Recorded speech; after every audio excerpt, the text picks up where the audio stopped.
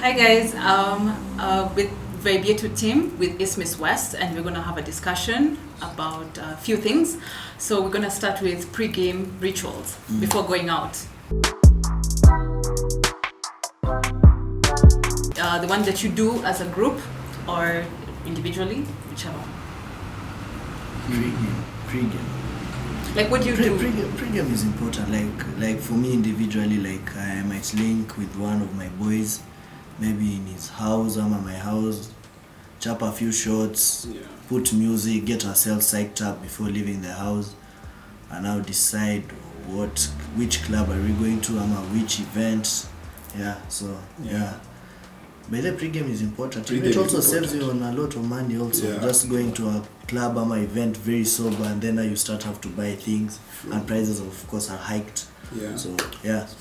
Kwanza food. For me, my pregame ritual is eating before you go. Foundation muhimu. Eating before you go drink, because once you start drinking and you're drinking on an empty stomach. Get drunk fast. Blackout fast, so many things just go wrong. It has to be foundation, ugali, chips, unaenda event unaanza kutapika. I'm shocked because I don't eat ugali. Are you serious? Are you Kenyan? I just stopped eating like 10 Make sure years they ago. cut that out. Boarding school. Because of boarding school. No, I traveled out of the country and then I was like, ugali is not for you. Especially when you travel out, don't you miss ugali more? I feel like ugali, chapati. Yes, chapati pilau. Ugali is like Ugali, it's just fly in water, bro. Yes, it's foundation now. It's like cement. You're pushing chapati is also fly. But it has oil, it has nini, you can put salt, you can put carrots. You can put some blue band in ugali. You know. You know what's nice? No. So I'm guessing that's what you do before. And as a group, if let's say, do you guys ever meet as a group if you're going out as it means, when you're doing your events. Promotions, it's still the same. Have to eat, and then get a booty to get like changam and then go wherever you're going. And Vibe Yetu team, what do you guys do? I think it's the same. Same to Nothing. That's very important. Alex, can you relate? Alex, can you relate? I can't relate. You don't drink? It's a no for me. Okay, fine. What do you do? Acha niseme hivi, sina specific people when as in I can go out with them and tuko na pre-rich or something. Unaendanga tu. Patane kwa venue. So there's nothing you do individually. But kudunda sana, so makes sense. I can't relate. Okay, makes sense. I guess it's for all of us, the whole food thing and Definitely, stuff. And then anything else? Okay, what if something goes wrong during pre-game? Do you still go out? Something depends. If guys fight. If let's say guys fight, yes. Or it's nothing so serious, but there's tension. I don't know. You see, go take shots.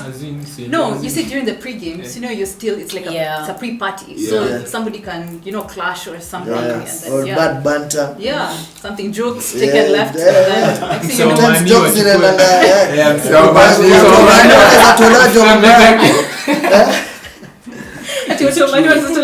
wanaweza tola joke mbaya semena hii sherehe hii sherehe hatuendi tena. But long depend na numbers maybe. Kwa sana watu kiasi kama wawili na mko watu 7 wanaweza.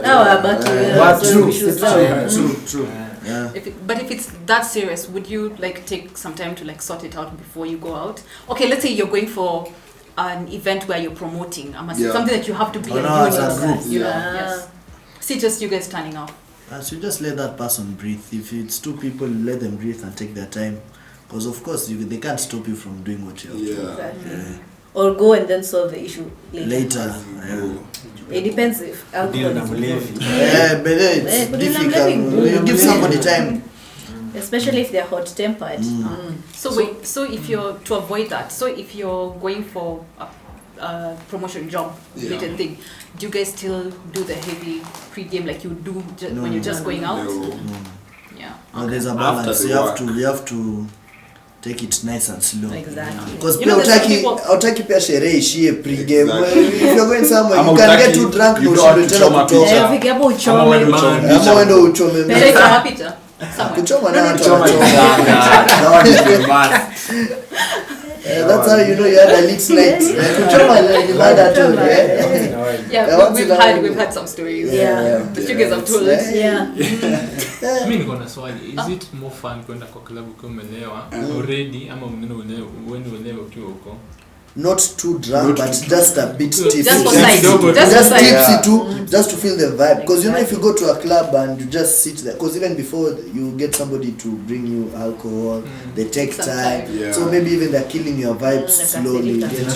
So ukienda ukiwa tipsy kidogo na you have energy. You have some energy. You know, Goma kidogo. Yeah, I also think like guys around you already at a certain level. Exactly. So if you're there and you're completely okay, you're just like everybody just seems a bit crazy. You start criticizing everything. Yeah, exactly. So DJ hata anacheza exactly. But once it shikas, you're on the same I level. think I'm that person mwenye jusilewi hapo tu kwa club naangalia watu buda unafanya kwa sababu unafanya weird stuff ukiwa umelewa. True. Kutu hapo una judge watu. The confidence pia na unajua kilewa.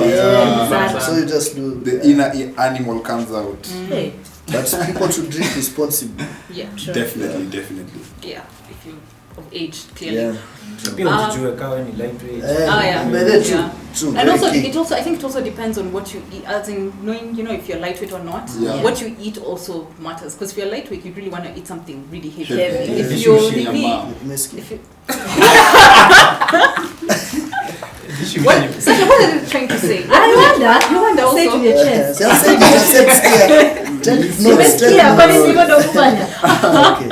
Oh yeah, no, I just want to clarify something. As much as I don't eat ugali, not that I have anything against it, I have nothing against it. I do make it though, so of course. You know how to cook? Yeah, of course I can. Okay. Yes, I can. Now, won't you came over? No, there's somebody else who come and do that. No, see, Maringo, it's just, you know the way you can just stop liking something. True. Stop liking something. Preference, I know, right? But imagine that people actually don't actually Chapo is the and they're Kenyans. Chapo is the reaction na po. Chapo ni yes, but then you know, tume na kwa blood. What are you saying? No, but you kula kila kitu. Fries. Any day. Yeah, it'll be very okay and everything. And nyama. Lazima kuwe na nyama hapo. Mchele na maharagwe. Tena utapiki hivyo watu washanua. Nini tena hii dania no. Greens hapo. Hata singeka nyama kwa chakula. Why are you like this? Alright, so since we're talking about that, okay, that's pregame, yeah? So now when you're in the club, how do you feel about, are you the type to, do you believe in, not believe in, as in one night stand or finding love in the club? Like, do you believe you can actually find love? Club? I mean, tricky. Labda ya hapo. Natoka hata ujue jina yake imeisha tu. But it was love. Unasave mtu kama unamsave kama Milan Deja Vu. Jina ni nani? Deja Vu. But I don't believe, you know, it depends with the person, but me I don't see like at you finding love in the club, like you're already finding somebody in their wild state. Which some people do though, but personally people do, but it depends with the person. Alright. So let me ask this way. Okay, let me put it this way, since you guys are really against it. So what if you wanna jijua? Okay, fine. Okay, let me say you wanna jijua. As in the sense that I'm trying to look for the one who's the most calm one. So the way you know yourself, and I know from your videos. No, wait. I know she's not calm, but what I mean is that I know the way you feel about love and stuff, according to your videos, the way you've spoken about it, you know, and all that. The way, if you find somebody who seems decent, yes, they're also out there to have fun and stuff, and then you exchange numbers, and then you talk maybe 2 days, and then you actually see they're actually a very nice person. Would you actually continue? Yeah. Not judging at him Patana Milan or something. Even me I will, but not at love at first sight kwa club. if we vibe, we vibe. Yeah, exactly. Yeah, because it also comes down to the vibe and somebody, because you can't just judge somebody by the first time you look at them. Because they might be crazy, their personality maybe is just out of what? Character development. Lazima kupige character development ili ujue yenyewe. Uende kanisa utafute msichana. But don't you think that you can also find some crazy people? Love is a feeling. Unajidimina sasa tu. Unasema wewe mwenye uko kwa klabu haufai kuina, as in how expect him say I find something good in you. Yeah. Just as unajidimina, just because you're in a club, you expect him say I find something good in you. Jota sana mademo huenda klabu ama huu party sana wase usema they're not wife material. Don't you think that is demeaning someone? Yeah, it is. Because it's just like having fun. But that's what I'm saying, like it depends with the vibe, because you can't judge somebody at first sight that this is a good person or she's wife material. That's why even like I'm saying, like even in the club, even if you don't find somebody who you might love or anything, doesn't mean that they are bad. It's just that you have to get to know the person. It will also depend on the kind of you are in, the vibe, or rather, you might get out of a relationship and you don't want to go that way, so, and then it happens, and then you meet someone, what would you do? So unaenda tu na vibe. Unaenda tu na vibe. Unaenda tu. Kama kwenda mnaendaga tu. Yeah, it depends. All right. So So anything else that you'd want to add on that topic, like, or you'd want to ask maybe us or something? Mimi niko na swali. Blame it on the alcohol. As in, unaamka asubuhi unaenda tu na demo unaangalia msichana unauliza Mungu. Surely, what is it? Do you blame it on the alcohol? It is you. Don't blame it on the alcohol. I feel like alcohol, alcohol makes you do certain things. Yeah. What is it called? It impairs. You're the one who did the alcohol. And then the alcohol did. But now the alcohol now come up here. It impairs judgment. But that's like what you said earlier. Is it you have to know your limits? Yeah, know yourself. Yeah. If you know yourself. There are people who drink to compete. There are people who drink to show off. There are people who drink ile kujimaliza. Which some of these things is not good. So at the end of the day, if you drink responsibly, know yourself, know the people around you. Because alcohol makes you doesn't make you think straight, and anything can happen. You get? Yeah. So for you, wewe ukijipata hapo wewe blame. Sema tu wenyewe tu. Story za Mungu acha. Yeye alikufacilitate ufanye hizo vitu zote. Unajua mademu utumie hiyo stuff. Oh yeah. Unasema we blame it on the alcohol. Ama anaanza kusema ulimrape because she was not. Is it controversial? Controversial anaingia in the controversial side, but unapata demo anasema mimi siko nadai, but at that moment Ali consent to it just because of the alcohol. Like I think on the get go jua tu inakuanga a chain of decisions. Yeah. Ukianza kukunywa jua utalewa, ukilewa wewe jua utaoa. That's why it's very important. Just know yourself at the end of the day. Just know yourself. Kiona unalemewa ndo kunywa and hydrate a lot also while drinking. Exactly. And don't sit down when you're doing it. At least you can move. Dancing and stuff. True. It'll help. Yeah. So what about since you was talking about the whole, anyway, I was talking, how do I put this question?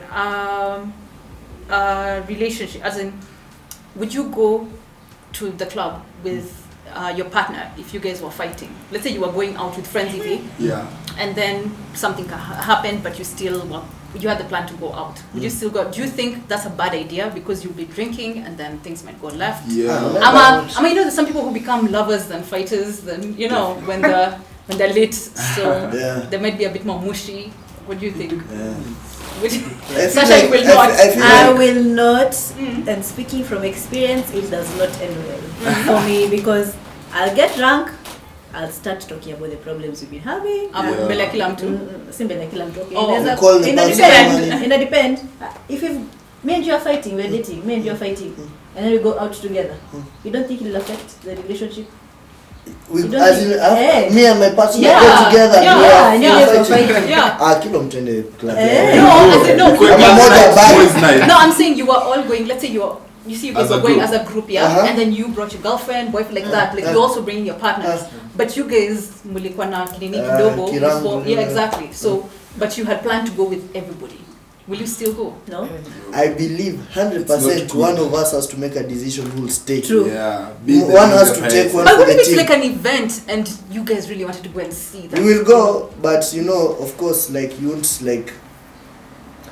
If we decide maturely, like let's deal with this. It depends on how you guys. So that you don't kill other people's vibe or spoil other people's plan. Because at the end of the day, guys are already psyched, and now just because of us, now we cancel all plans, at yo. So maturely, like you just decide, let's just deal with this. After we step aside from people, we talk about it, and catch our breath, and then now. But it depends with people. Kuna watu na vichwa ngumu kwa leo. Na sanyi wote ni vichwa ngumu amsikii. Kwenda. Unalewa unakumbuka hiyo maneno. Then now the way Sasha said, you just start bringing it up and then you kill the whole mood for everyone. What if okay, last question this relating. What if you go with your partner and then you went mko sawa, and then you fika there and then they got a bit too drunk and then they started now causing drama, being dramatic. You know, maybe fine for dudes it's no, for dudes that's sometime. For dudes it's fighting. For ladies maybe unajua they're just dancing all over the place or doing something, so you'll utampatia Uber ende ama unamuitia no, but you see me I feel like when you go out with your partner, you definitely know how your partner gets drunk and how they behave. You have to limit so you have to like watch out for each other so that mtu asichome, because unajua nao mkichoma mnaanza kukasikiana. Now we have to go home. Tumeacha sherehe hata labda mtu kama umeanza so unapeleka huo rudi.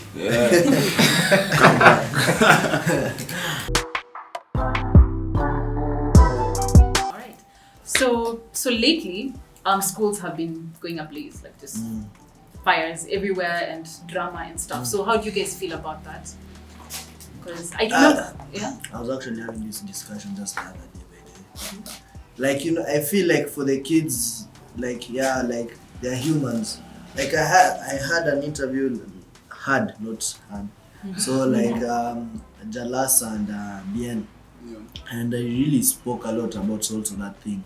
And it made sense because these kids are also human beings. They need things to release steam. You can't be having a double game, double mat, and then there is no sports, there's no music festival, there's no funkies. You see, because those are the things that give a balance. And life, you have to have a balance in life. You can't just be reading. Unachoma unajua mabati sijui nini. Ugali nayo unaona kiti ambao you see because you see now these kids your pressure inawashika and now it's not something to advise people to do because it's also wrong. But at the end of the day they need sports, they need music festivals, they just work on their arts. Exactly, just to release that steam. So it was no one's fault that COVID ilikam. Sioni haja the whole world was tusukume wasee tumalize syllabus. And mind you now, imagine now hata wakikuja break wanapiga sijui 3 days ama 1 week max. Utachizi shule. Alafu mzee alipe school fees. Juu mzazi anaambia mtoto nini. Anamtolea stress ama you don't know what they're going through at home also personally. So I also feel bad for the kids for sure, but na hata hiyo break unawapea still giving them homework like for that reason like you need to kids need time from school. Like it was not making sense for kids to go for 11 weeks straight without even having midterm katikati at all, because last year yote walikuwa free hadi they went back to school in October and September. They were free for all that while, so they deserve to just read. Like all work and no play makes Jack a dull boy. This case makes Jack fire. And now decide, you know what, just want to go home. It's just pressure, but also I feel like you all should. Oh my God! Wow! Hey. Wait. Come back into They're also using that as a way to like demonstrate how they're really feeling is also wrong. Yeah. Because I feel like there are better ways of communicating, and also the leaders in the school, the principals, the teachers, just find ways. They need to find ways to actually interact with the kids and know what's happening. Because at the same time, you can't just keep on enforcing rules and you're not getting feedback from the people you're enforcing rules on. Yes. Because they're also human beings. So don't treat people like they're not human beings. Just because they're young. Even our parents, even the principals, the same people also had midterms, they had breaks, they had went sports, through school. they played rugby, football. And why would you kazia now these kids of now just to have that experience of releasing steam? Maybe now that's the next Kipchoge, next person in Kenya rugby, and now you're just letting them just focus on books now. But I think it's an existing problem. Siki tumeanza na juu ya COVID because we've had even years ago schools banning before. See mambo na COVID. I think it's something that is existing kwa mashule and mostly I think ni shule moja ikichomwa hivi and that hiyo news is spread. Other schools zinataka kwenda huko.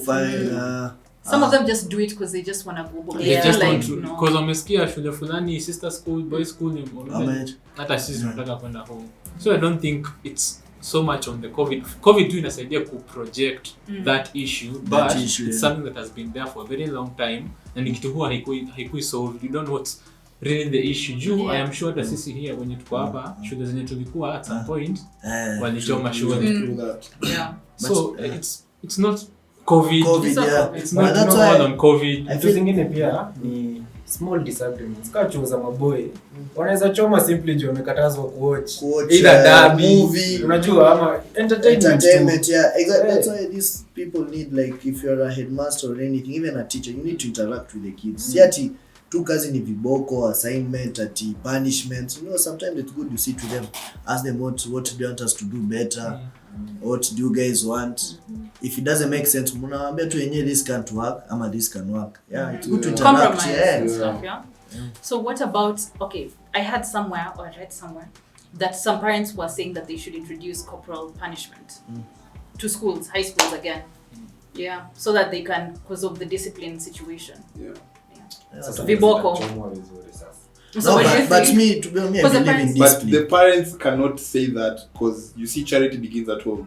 If your child is ill-mannered, it's not because you went to that school and became like it's that. Maybe where the foundation that you give your child is what needs to change. Parenthood. Because some of them was some of them are saying that because they're saying why do we have to pay for the for the buildings that are so that they're saying it out of pain. So still it doesn't make sense. I have a question to those parents. When as in siwa walichapwa, did they turn out? As in, how did they turn out? They're not presidents. Did it work for them? As in, because they feel you can instill pain on someone inasaidia msee asifanye the same thing. Next time, I don't think it works. It does not. Because you're instilling pain in me, yes, but nitakosa kufanya juu hiyo pain. But when that pain is away, I must go back to doing that. But something important is whatever also what Rhea said, like charity starts at home. How you raise your child is how they will be. Because if you raise your child to have discipline, to behave in a certain manner, of course, anywhere they go, but believe me, mtoto, you never know mtoto atatana daji. True, but how vitu tuliambiwa na wazazi wetu sisi hata tukigrow up kuna vitu zenye tuliambiwa we don't do them. True. We don't very follow true, them. very true. But there's a certain type of discipline and respect, of course, can be instilled in you, and you'll always have it, and it will always help. Ataka saa zingine ni kichwa ngumu nini, but there are certain boundaries you cannot cross. You get. For example, like my high school where I went to, there was a student who would always he'd be caught smoking weed or something. The mom is called for suspension. The mom will come, will drive all the way, pick up the kid, and anampeleka nyumbani. Anakaa 2 weeks, they come back to school. 3 weeks later, do it again. The mother will come again, like that. I said if I got in trouble, even the simplest thing, ndapigwa hapo kwa ofisi, and it'd be like, take my child where? I have done what Sasa you see that kid is because Yeah, so that's what I'm saying. Exactly, yes. Unaenda kwa nani. That's what he's trying to say. The way you your bring up kids, or whatever you share them or anything. So me would see that behavior, I'm like, and you're still alive, and you come back and you still do it again, and your mom again will drive all the. That's pushing boundaries. You see, that's that one time. Introduce two consequences. Acha watu chuo wajue. Mwambie the next time you do it, you're the one who's finding your way home. Or ama you walk, ama nini. You know something. You don't have to beat somebody, but when a parent tells you there are consequences, I won't give you pocket money. I won't do this anymore. Unajua pia unastuka sasa unaanza kujihumble. You know. Sometimes you don't have to use physical things to discipline somebody. Just there's one I saw. This was also being spot. This is abroad, but I saw it in some news place. But anyway, so this dad has I think a 10-year-old, 11-year-old daughter. And this daughter, we used to like bully guys in the school bus, you know, going to school and stuff. So when the first time he heard about it, he was like, "Oh, so that's the case. There's no using the bus again. Tembea." And they were living like, imagine kutembea kutoka hapa mpaka West or something, and you're like around 11. So what he would do is like he would drive the car just to keep her, you know, safe and stuff. But anatembea mbele. It's like you will walk all the way to school until you learn how not to bully people. Because why would you bully people in the bus? So that's So some people are like, no, that's too harsh. Others are like, no, that's how you do it. That's how you do it. Yeah. So okay, fine. Life itself is harsh. So you have to be taught how to respect people. Have a good personality and how to treat other people. So you can't some things and respect people's property because when you're banning that school, you know, it's not. True. Again, we're not saying that you go and attack the teachers, you know, but the better way is to find a better way to. Some people usually strike like they'll just go to the field and just sit and be like, we're not going to class, we're just gonna peacefully sit here until we're listening. Siku nani waliambia principal tutakutext. Turuhusu situende home. Tunakwambia turuhusu. Akasema tamtext ile siku tutakutext. Those are guy schools. That's crazy. So now in that topic here, so us, because like if somebody said we're gonna be parents in, you know, the next maybe 5 years or so, right? So do you think okay, 10 is that a pressure? Very soon. 2 years. We'll soon be parents ourselves. So I think from my perspective, before I get yours, is that I think our generation is gonna raise kids differently because we know, you know, the blunders and you know what's. So do you feel the same way? You feel like I think none of us, by the time all of us are like 40, none of us would have chapat kids. My kid can never lie to me. Tomorrow and things that we've also done. We're also done. I know, right? You can't come lie. And I also think each generation is normally raised different. Because you see, you're done this by your parents and you're like, I don't want to raise my kids like this. I'm gonna do this. And you do this, and maybe your kids will be like, however they raised me, maybe with too much freedom, you also don't want that. So you try and compromise and see how you can do it right. Because there's some who, as in, like our parents, when we talk to them and stuff, they're like them, well, they did a lot of farm work, maybe, you know, because you can't talk about some of them are rich too much. Some exaggerate, but anyway, it's still, but then they won't make you go to the farm So that's what you're saying. But so I guess that's about it with the conversation. Unless there's anything else. Again, anyone wants to ask or add on? Alex? Anything? I don't think so. We can share experiences kuchoma shule. But anyway. No, I understand. No, but have you guys the high school you were in? Was it banned like this when you were in high school? Mi kuchoma lakini there was a process. Ilikuwa karibu ichomwe. Ilikuwa karibu ichomwe lakini walipatikana. So it's good. But it's you pressure also to a parent. You don't know what the parent has done to get that money to pay for this. We were supposed to do. So as I was saying, mimi shule yetu ilichomwa. Tulikuwa like form 4. Sisi tulikuwa form 4. Then we were supposed to start KCSE on Tuesday. Wakachoma shule on Sunday. Monday ilikuwa holiday. And to make matters worse, nilikuwa kwa domain ilichomwa. So you can imagine all this stuff going on. Stress. Alafu sijui kwa nini kuchoma shule ilikuwa it was always from the form 2s. Form 2s ndio walikuwa wanaamua na kademon. Ndio tu wanaamua. Form 3. Alafu jo at form 2 ndio sasa umejirealize niko high school na kuna stuff naweza kunywa pombe. Naweza vuta bangi. Ukishajirealize hivyo form 2 ndio waseua. It's crazy. Yeah. For us it was a form 1 who actually did it. But you see the form 1, you know those form 1s who alikuwa mbaya primary. Yeah. Because she'd always hang out with like the form 4s and stuff. Plus only she's somebody you can't really step up to. She had so yakachoma tu. Wacha cops wakuje. They were threatening as in like, you know, it's a girls school but because it was the same thing. It was on a Sunday and we were about to do exams on Monday. You know, we were forced to sleep in the same dorm that had, you know, because it was a form, she chomed a form 4 cube, which I don't understand how. But then the form 4s were strike, and then they were like, no. Us two kind of good students form 1s, we went to class and prepared for exams. And then once we saw the others like storming out, that's when we were like one by one. Everyone. Starting with that girl, she was like, I am not, then all of us. But us, it was more of a peaceful thing. But the cops did come that night and everything, and we caused so much drama, not in a very like riotous kind of way, but we just to the Qatar, you know, to do exams. Because the first class to do exams, tumelala kwa dorm that had smoke and all this kind. Yeah, our parents had to be called. Hata sisi tumelala kwa dorm nilichomwa. You can imagine. Nilifanya exam as in hata sikuwa nalala usiku juu trauma ya hiyo nduru ulisikia hiyo cause ilikuwa around I think 12. Also you were in the dorm when it happened? I was in the dorm when it happened. Nilikuwa nimelala. So that trauma in haunt like the whole week.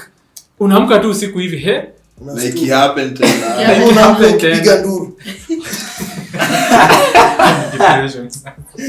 Alafu sijui venye tu nilikuwa nasema reasons zingine tu si concrete ni ujinga tu sometimes ujinga juu nilikuwa tu shule fulani imeenda home kwa nini tuko shule bado mbona si tuko shule bado tunaamua kutoka shule ni tuende home so sometimes ni ujinga tu yenye hiyo stage ya kuwa adolescent and teenager but do you think just to end this do you think this thing is not like you said it had happened before when we were in school and we didn't have COVID. So do you think it's something that we'll still continue doing? Like it'll happen again?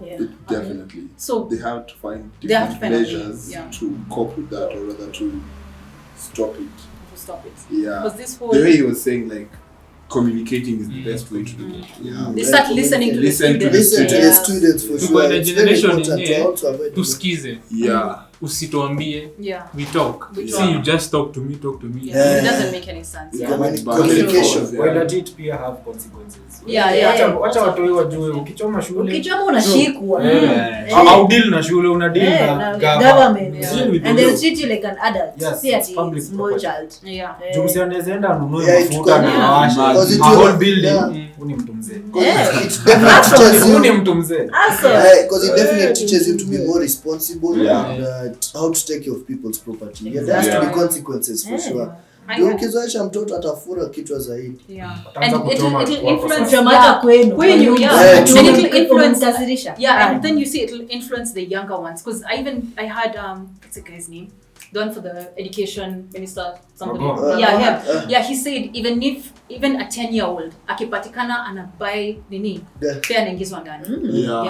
It's also influencing their younger guys. Consequences. What other than small things in the house? You come back, your whole house is gone. What are you gonna say? You know? And it was another issue ilikuwa raised from all that banning schools and everything. Hiyo makosa walifanya ukiwa high school. Walikuwa wanauliza should it be used for as in later in your life as in wewe at some point ulifanya a crime he said the rest of your life is like it'll bother you it's down on books he said there's a record it's the consequences because who want kuwekwa kwa nini as in because we change people change people change but either way there's consequences to everything just like the ones who guys in prison the ones who maybe committed a crime, let's say a murder out of passion, it's done. You understand? You need to be aware that this person actually did commit a murder. It's your right for your own safety. So for companies ahead, I mean, universities that are this I was asking a friend the other day, I was like, so the ones, because he said public schools, if you're expelled because of chomaing shule or something, other schools should not take you. Like, you're done. That's it with education, So I was thinking, okay, what about, let's say, IG schools? Will IG schools take those students? Because that's mostly for like 844 schools. And somebody told me, because they want to make money. But again, do you think they should know that this child was involved in to take certain precautions? They should, right? They should, so that means that thing has to be, because even the university wouldn't want to take a group of people who just a few months ago, right? Even a company. So anyway, so I guess for us, I think telling guys and stuff is that for our generation, because we're the future, we're the ones who are going to have the kids and stuff like that. We should learn how to communicate, because that's the only way we're going to change it. Or else even our kids are going to end up burning houses and this and that and whatsoever. So thank you so much. It was a very long and it was nice. It was fun. I am glad. So from Vibe Yetu and it's Miss West. Bye. Adios. See you.